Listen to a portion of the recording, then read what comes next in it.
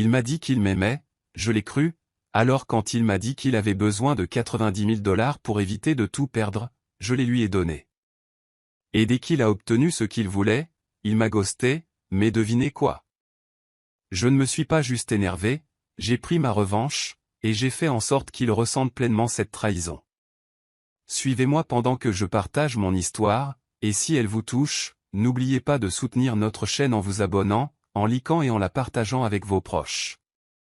Je m'appelle Rachel Myers, j'ai 34 ans et je vis à Charleston, en Caroline du Sud. J'ai toujours été prudente avec mon argent, je travaille dur comme hygiéniste dentaire et j'économise. Je n'ai jamais été du genre à prendre de gros risques, surtout avec mon cœur, mais tout a changé lorsque j'ai rencontré Caleb Hart.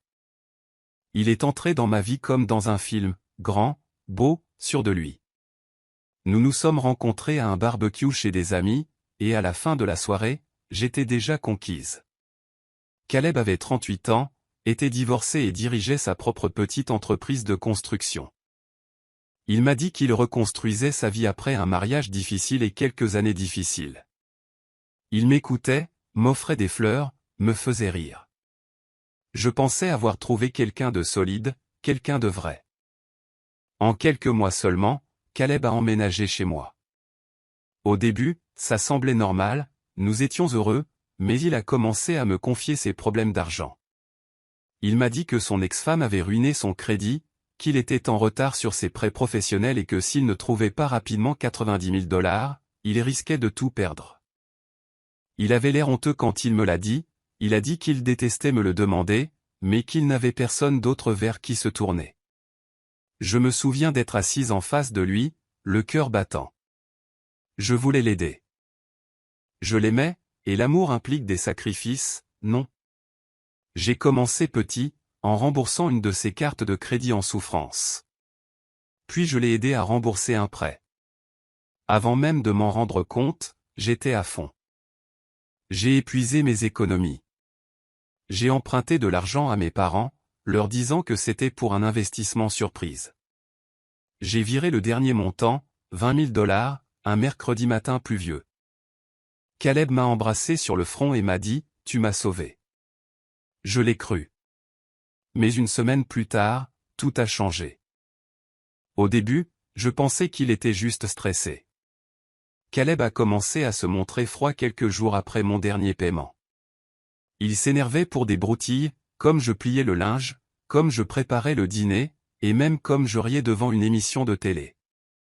Ça ne lui ressemblait pas, mais je n'arrêtais pas de me dire qu'il était sous pression. Il finirait par changer d'avis. Mais au fond de moi, j'ai senti quelque chose changer. Il a arrêté de m'appeler pendant le déjeuner. Il passait plus de temps sur son téléphone, détournant l'écran dès que je passais. Il dormait au bord du lit, la chaleur de ses yeux ayant disparu. Puis, un vendredi, en rentrant du travail, l'appartement semblait vide, trop calme. Au début, j'ai cru que Caleb était peut-être sorti, mais j'ai ensuite remarqué que ses chaussures, ses vestes et son ordinateur portable avaient disparu. Je suis entré dans la chambre et j'ai eu un pincement au cœur. Son placard était vide. Tous les tiroirs qu'il avait utilisés étaient vides, disparus. Pas un mot, pas un texte, rien. J'ai essayé de l'appeler, mais je suis tombé directement sur la messagerie. J'ai envoyé un SMS, mais aucune réponse. J'ai vérifié les réseaux sociaux, ses profils étaient supprimés ou bloqués. La panique s'est transformée en confusion, puis la confusion en horreur. Il n'est pas simplement parti, il s'est effacé. Je me suis assise sur le canapé, les mains tremblantes, le même canapé où il avait dit un jour vouloir vieillir avec moi. Je ne pouvais plus respirer, j'avais l'impression que les murs se refermaient sur moi. Quand j'en ai parlé à mes parents, ils étaient stupéfaits. Mon père est resté silencieux, mais ma mère n'arrêtait pas de répéter « On vous avait prévenu ». Ma petite sœur Erin était furieuse. « Il s'est joué de toi », dit-elle en serrant les dents. « Il a pris ton argent et s'est enfui. Tu lui as tout donné, Rachel, mais je n'arrivais même pas à pleurer. J'étais trop engourdie, je me sentais idiote. Je repassais tout dans ma tête, chaque sourire, chaque baiser, Je t'aime, essayant de comprendre quand le mensonge avait commencé. M'a-t-il jamais aimé, ou n'étais-je qu'un stratagème? Erin m'a supplié d'aller porter plainte, de faire quelque chose. Mais je ne pouvais pas bouger, je ne pouvais pas réfléchir. J'avais perdu 90 000 $ et l'homme avec qui je pensais passer ma vie. Et le pire, c'est que je n'avais aucune idée de la raison de son acte, ni si j'obtiendrais un jour des réponses. Les premières semaines après la disparition de Caleb furent un véritable tourbillon. Je n'arrivais ni à dormir ni à manger. La plupart des soirs, je restais assise sur le canapé, les yeux rivés sur la porte, espérant presque qu'il reviendrait et me dirait que tout cela n'était qu'un gros malentendu. Je me disais qu'il avait peut-être fait une dépression nerveuse. Peut-être avait-il peur de tout ce que j'avais fait pour lui et ne savait pas comment y faire face. Peut-être qu'il reviendrait une fois les choses réglées. Mais chaque fois que je consultais mon téléphone et que je ne voyais aucun appel manqué, chaque jour qui passait sans un mot, l'espoir commençait à s'estomper. Je parcourais nos vieilles photos, relisais nos messages, à la recherche de signes. Je n'arrêtais pas de me demander, avais-je raté quelque chose? Étais-je vraiment si aveugle? J'essayais de croire que l'homme que j'aimais ne pouvait pas me faire ça. Puis, un soir, Erin est arrivée, un dossier à la main, avec une expression que je n'avais jamais vue auparavant. Elle s'est assise à côté de moi et m'a dit, « Tu dois voir ça. » À l'intérieur se trouvaient des captures d'écran, de vieux articles de presse et une publication Facebook d'une femme nommée Melissa Dunn. 5 ans auparavant, à Savannah, en Géorgie, elle avait publié un avertissement concernant un homme du nom de Caleb Hart, du même âge et de la même photo. Il était sorti avec elle, avait emménagé avec elle, avait affirmé que son ex-femme avait ruiné son entreprise et avait dit avoir besoin d'aide. Elle lui a donné de l'argent, pas autant que moi, mais suffisant. Et puis, comme moi, il a disparu. J'ai longuement regardé les papiers. Les mots défilaient devant mes yeux. Tout s'est mis en place. Les belles histoires qu'il me racontait. La façon exacte dont il décrivait sa malchance. Le timing. Le charme. La froideur soudaine après avoir obtenu ce qu'il voulait. Tout était planifié. Ce n'était pas un homme qui fuyait les problèmes. C'était un escroc. J'ai senti quelque chose monter en moi. Quelque chose de plus brûlant que la tristesse. Plus fort que la honte.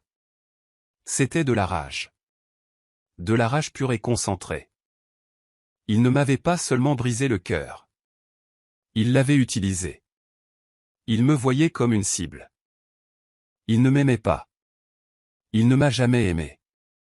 J'étais un compte en banque avec un cœur qui battait. Je me suis levé, j'ai regardé Erin dans les yeux et j'ai dit doucement, je ne le laisserai pas s'en tirer comme ça. Cette nuit-là, je n'ai pas pleuré. Je n'ai pas supplié l'univers de me donner des réponses. J'ai fait une liste. J'ai noté chaque paiement. Chaque message. Toutes ses promesses. Je n'allais pas porter plainte pour un cœur brisé. J'allais le poursuivre de toutes mes forces. Pas seulement pour récupérer mon argent, mais pour m'assurer qu'il ne fasse plus jamais ça à une autre femme. Rachel savait qu'elle ne pouvait pas y arriver seule. Elle avait besoin d'aide. Quelqu'un d'intelligent, de discret et qui n'a pas peur de creuser. C'est alors qu'elle se souvint de Devin Marks. Un vieil ami de fac qui travaillait désormais dans la sécurité privée et les enquêtes. Ils ne s'étaient pas parlé depuis des années, mais quand Rachel l'appela pour tout lui expliquer, Devin n'hésita pas. Il écouta attentivement, puis dit, « Envoie-moi tout ce que tu as. Je le retrouverai. » Une semaine plus tard, Devin la recontacta. Caleb n'était plus en Caroline du Sud. Il avait déménagé dans le Tennessee, vivant dans une petite maison moderne sous le nom de Cal Hartley. Devin lui envoya des photos. Il était là, arborant ce même sourire narquois qu'elle connaissait si bien. Mais ce qui fit vraiment tourner l'estomac de Rachel, c'était la femme à côté de lui. Elle avait l'air d'avoir la cinquantaine, vêtue de vêtements de créateur et portant des bijoux coûteux. Une riche divorcée, dit Devin. Probablement sa prochaine victime. Rachel se sentait mal. Caleb s'était encore réinventé et travaillait déjà à sa prochaine arnaque. Mais cette fois, elle n'allait pas se contenter de regarder. Elle a commencé à monter son dossier comme un puzzle. Chaque reçu qu'elle conservait, chaque virement bancaire, chaque message où il disait « Je te rembourserai ». Chaque email qui montrait à quel point il prétendait être désespéré. Elle a fouillé dans leurs textos et a repéré chaque ligne où il promettait amour et engagement, tout en demandant de l'argent. Elle a même retrouvé de vieilles captures d'écran sur les réseaux sociaux, où ils postaient des photos ensemble, célébrant le jour où sa dernière dette avait été remboursée. Elle a tout présenté à un avocat. La femme l'examina attentivement et dit la vérité à Rachel. Il n'y avait aucune accusation criminelle claire. Caleb n'avait rien signé pour admettre qu'il s'agissait d'un prêt.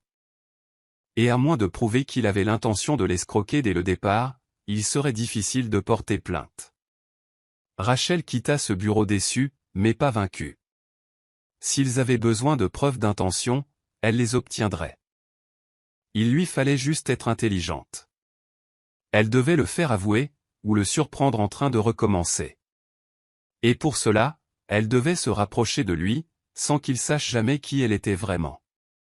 Elle regarda Devin et dit, « On va lui tendre un piège. Je veux qu'il tombe dedans. » Devin mit les choses en marche en premier. Il a contacté Caleb, désormais connu sous le nom de Cal Hartley, se faisant passer pour un investisseur discret souhaitant financer une entreprise de rénovation dans le Tennessee. Le faux profil de Devin semblait bien réel. LinkedIn, son site web et quelques articles en ligne vantant son approche discrète de l'investissement. Caleb n'a pas tardé à réagir. Ils ont échangé quelques courriels, puis ont convenu d'un rendez-vous autour d'un café. Pendant ce temps, Rachel se préparait pour son rôle. Elle a teint ses cheveux châtains en noir brillant et s'est fait poser des extensions. Elle portait des lentilles de contact bleu clair et s'est fait maquiller par un professionnel pour accentuer ses pommettes et remodeler son look. Sa garde-robe est passée des blouses et cardigans décontractés à des tenues élégantes et onéreuses, qui reflétaient la richesse sans trop d'efforts. Mais le plus grand changement n'était pas son apparence. C'était sa confiance en elle. Elle ne marchait plus comme la femme au cœur brisé que Caleb avait utilisée. Elle marchait comme quelqu'un de puissant et doté d'un plan. Rachel a créé Jessica Lange, une jeune veuve fortunée qui avait hérité d'une petite fortune de son défunt mari et qui cherchait désormais à investir dans l'immobilier, notamment dans des projets de rénovation immobilière. Devin a contribué à construire l'histoire de Jessica en ligne, avec des comptes sur les réseaux sociaux, des documents fonciers et des photos retouchées de son ancienne vie. La première rencontre fut organisée. Devin présenta Jessica à Caleb lors d'un déjeuner improvisé dans un bistrot branché de Nashville. Rachel retint son souffle en s'approchant de la table, le cœur battant. Caleb se leva, sourit de ce même sourire charmeur et ne broncha pas. Il ne la reconnaissait pas du tout. Elle lui tendit la main avec un léger rire et dit « Salut Cal, j'ai entendu de très bonnes choses. » Caleb lui serra chaleureusement la main, son regard errant une seconde de trop. Jessica devint mise sur la défensive. Rachel sourit timidement et répondit « Voyons si tu es à la hauteur. » Au déjeuner, elle a joué son rôle à la perfection. Curieuse, pétillante, légèrement perdue et très riche. Elle a posé toutes les bonnes questions, sans toutefois insister. Elle riait à ses blagues, écoutait ses histoires et laissait entendre qu'elle avait de l'argent dont elle ne savait pas quoi faire. Caleb, toujours opportuniste, s'est penché sur la question. Il a parlé de sa vision de la rénovation immobilière haut de gamme, de son besoin de trouver le bon partenaire et de la confiance comme fondement d'une bonne entreprise. Rachel hocha la tête, but une gorgée de vin et dit gentiment « Eh bien, j'aime faire confiance aux gens. » Caleb sourit, sans se rendre compte qu'il venait de mordre à l'hameçon. Au cours des semaines suivantes, Rachel, toujours dans le rôle de Jessica, continua à jouer le jeu à la perfection. Elle a déjeuné avec Caleb, visité quelques-uns de ses chantiers de rénovation et lui a même confié quelques petits investissements d'essai. Quelques milliers par-ci, 5000 par-là. De quoi gagner sa confiance, mais pas assez pour augmenter son propre risque. Caleb était enthousiaste, la félicitant à chaque étape, lui disant qu'elle avait le sens des affaires. Cela lui retourna l'estomac, mais elle sourit malgré tout.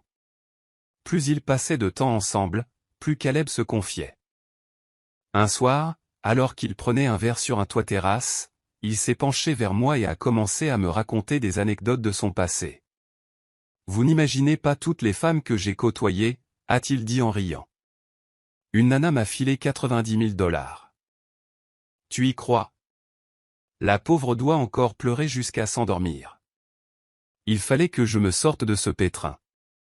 Les mains de Rachel tremblaient sous la table, mais elle gardait un sourire imperturbable. Elle avait caché un petit enregistreur dans sa pochette et veillait à ce que chaque mot soit enregistré.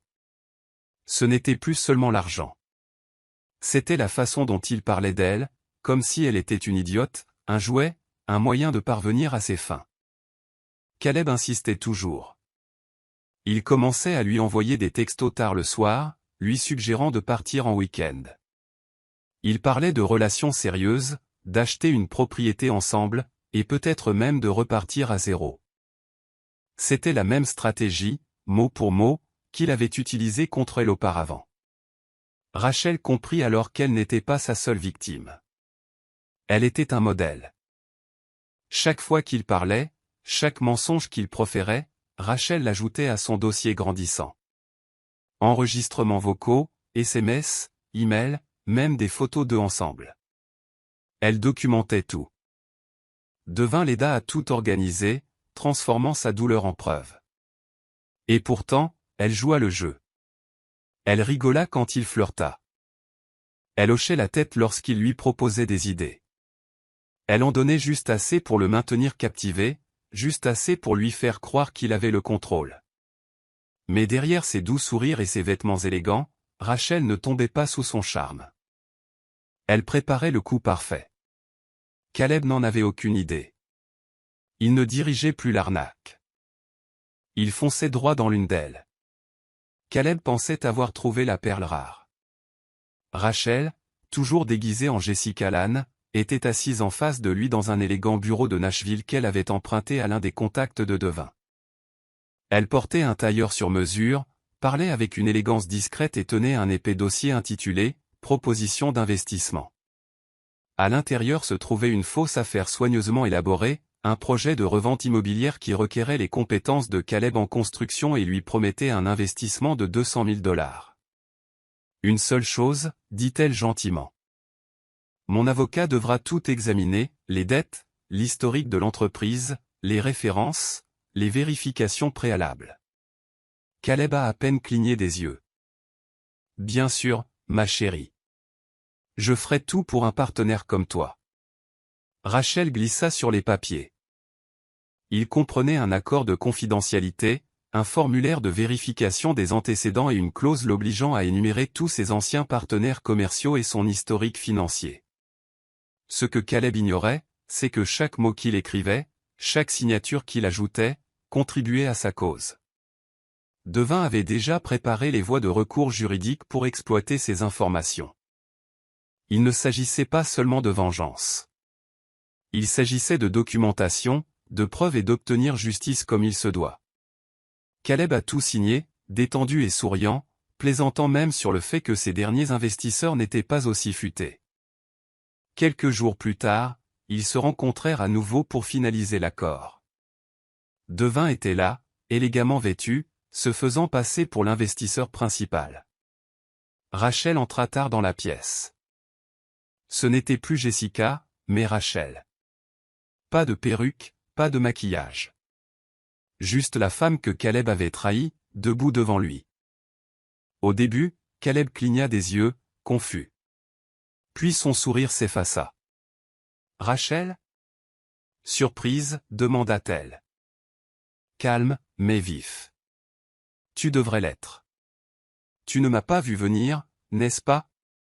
Devin s'avança et déposa les documents sur la table. « Nous avons tout. Vos aveux signés, les courriels, vos virements bancaires, les conversations enregistrées.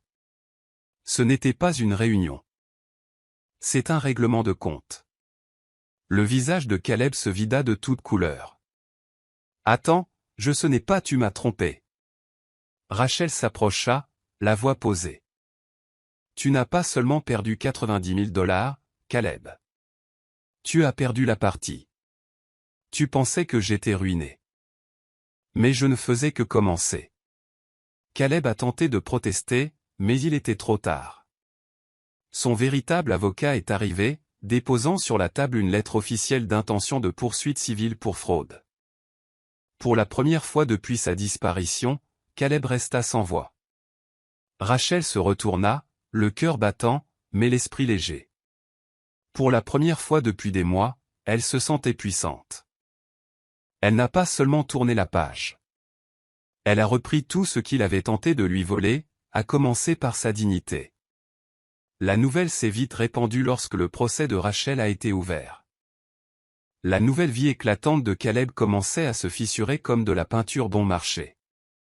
La procédure judiciaire n'était pas simple, mais Rachel avait tout ce dont elle avait besoin, ses documents signés, des conversations enregistrées et la preuve qu'il la ciblait pour en tirer un profit financier. Le juge a décelé le charme de Caleb. D'ailleurs, lorsque l'avocat de Rachel a lu la transcription où Caleb s'était moqué de la nana folle qui lui avait donné 90 000 $, le silence s'est installé dans la salle d'audience. Même l'avocat de Caleb semblait mal à l'aise. Rachel a intenté un procès pour fraude, préjudice moral et perte financière, et elle a gagné. Elle n'a pas récupéré la totalité des 90 000 $, mais ce qu'elle a obtenu lui a semblé bien plus important. Le tribunal lui a accordé 135 000 $, intérêts et pénalités compris. Caleb a tenté de faire appel, mais en vain. Il avait signé sa propre chute, un mensonge suffisant après l'autre. Sa nouvelle petite amie, la riche divorcée qu'il avait ensuite tenté d'arnaquer, l'a lâché dès que la nouvelle est tombée. Elle a changé de numéro, l'a bloqué et a même publié un long message en ligne mettant en garde les autres femmes contre Cal Hartley, l'escroc. Son entreprise a périclité. Les clients sont partis. De vieilles dettes ont refait surface. L'État a commencé à saisir ses comptes. Des privilèges ont été placés sur chaque propriété qu'il touchait. Caleb a essayé de la contacter une fois, par le biais d'un faux email. Rachel n'a pas répondu. Elle n'en avait pas besoin. Son silence l'avait autrefois anéanti. Maintenant, son silence l'ensevelissait. Pour la première fois depuis qu'il l'avait fantomisée, Rachel pouvait respirer. Elle arpentait son quartier sans honte. Sa famille, et surtout Erin, l'ont soutenue tout au long du parcours, fière de la façon dont elle avait transformé sa souffrance en force. Non, elle n'a pas récupéré tout son argent. Mais elle a eu la vérité. Elle a obtenu justice. Et elle a eu le dernier mot. Caleb n'a pas seulement perdu l'affaire. Il a perdu tout ce qu'il utilisait pour contrôler les gens, son charme, son masque, sa réputation. Et Rachel? Elle a obtenu quelque chose de bien plus précieux que de l'argent. Elle s'est retrouvée. Rachel se tenait sur le balcon de son nouvel appartement, un café à la main, sentant la brise estivale lui caresser le visage. Ce n'était ni un manoir ni la maison de ses rêves, mais c'était la sienne, achetée avec son propre argent, son propre courage et sa propre guérison. Le chaos de l'année écoulée persistait dans son esprit, mais il n'avait plus aucun pouvoir sur elle. Un soir, alors qu'elle et Erin déballaient les derniers cartons, Rachel la regarda et dit, « Tu sais, je ne me suis pas vengée. J'ai fait justice. » Erin sourit et hocha la tête. « Tu ne lui as pas juste survécu. Tu as été plus malin que lui. » Ces mots résonnèrent dans le cœur de Rachel. Elle s'était autrefois sentie brisée, utilisée et rejetée. Mais maintenant, elle se sentait forte. Ni parfaite, ni complètement guérie, mais forte d'une manière que Caleb ne comprendrait jamais. Cela ne s'était pas produit du jour au lendemain. Après sa victoire judiciaire, elle a pris quelques semaines de congé. Elle a voyagé un peu, fait de longues promenades, commencé à tenir un journal et repris une thérapie. Les séances n'ont pas été faciles. Certains jours, elle ne pouvait que pleurer. D'autres jours, elle riait de sa cécité, mais elle ne s'en est plus jamais sentie coupable. Caleb ne l'avait pas trompée par stupidité. Il l'a piégée parce qu'elle était gentille, et ce n'était pas une faiblesse. Inspirée par tout ce qu'elle avait traversé, Rachel a lancé une petite entreprise parallèle, un cours numérique et une communauté en ligne pour apprendre aux femmes à repérer les signaux d'alarme, à reconnaître les comportements manipulateurs et à se protéger émotionnellement et financièrement dans leurs relations. Il ne s'agissait plus seulement de Caleb. Il s'agissait d'aider les autres à éviter les hommes comme lui. Des femmes ont commencé à lui écrire pour la remercier de son honnêteté et de sa force. Pour la première fois depuis des mois, Rachel a senti que sa douleur avait un sens. Elle a aussi appris à se faire confiance. Elle fréquentait des gens sans se presser, sans se précipiter. Elle posait des questions. Elle a fixé des limites. Et surtout, elle s'est écoutée. À ses entrailles. Aux leçons que la vie lui avait douloureusement gravées. Son lien avec Erin s'est renforcé. Il plaisantait parfois à propos de Caleb, non par amertume, mais parce que cela ne faisait plus mal. Il n'était plus qu'un chapitre, pas toute l'histoire. Rachel portait encore des cicatrices, mais elle ne les cachait pas. Elle les portait comme une armure, rappelant ce qu'elle avait enduré et comment elle s'était relevée.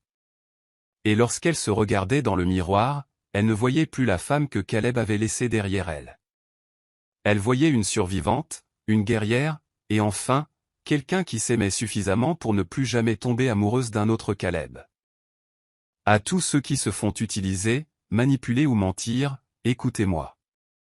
Ne pleurez pas. Ne vous mettez pas en colère. Je sais que ça fait mal. Je sais ce que ça fait d'être assis dans le noir, à se demander comment quelqu'un peut vous traiter comme un moins que rien après avoir tout donné. J'ai vécu cette expérience, par terre, entouré de silence et de questions sans réponse. Mais je n'y suis pas resté. Et vous non plus. Soyez plus perspicaces qu'eux.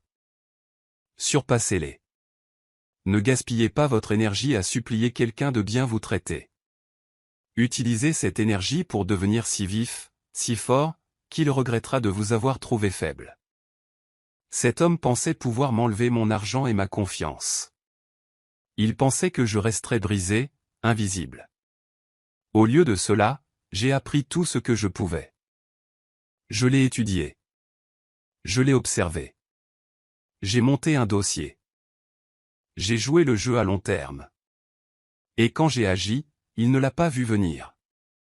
Je ne voulais pas seulement me venger. Je voulais que justice soit faite. Je voulais que la vérité soit connue.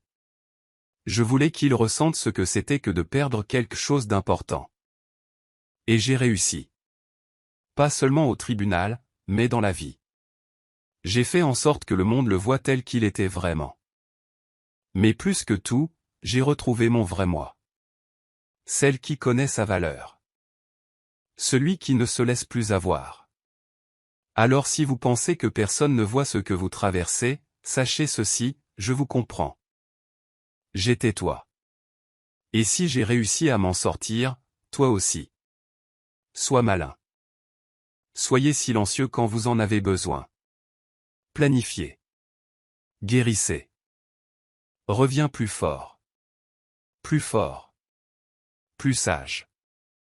Faites-leur se souvenir du jour où ils vous ont sous-estimé. Non pas avec des mots, mais avec des actes si forts qu'ils résonneront plus longtemps que leurs mensonges. Inutile d'être cruel. Tu n'as pas besoin de devenir comme eux. Tu dois juste gagner. Et quand tu y parviendras, quand la situation changera, tu sauras qu'il n'était pas question de vengeance. Il s'agissait de reprendre le pouvoir. Alors, levez-vous. Essuyez vos larmes. Et montrez au monde ce qui arrive quand un bon cœur est poussé trop loin et revient plus fort que jamais. Pensez-vous que Rachel a eu raison de se faire passer pour Caleb? Ou aurait-elle dû passer à autre chose et laisser le karma s'en occuper? J'aimerais beaucoup connaître votre avis. Partagez-le dans les commentaires ci-dessous. Et si vous aimez les histoires comme celle-ci, n'oubliez pas de vous abonner et d'activer la cloche de notification pour ne jamais en manquer une.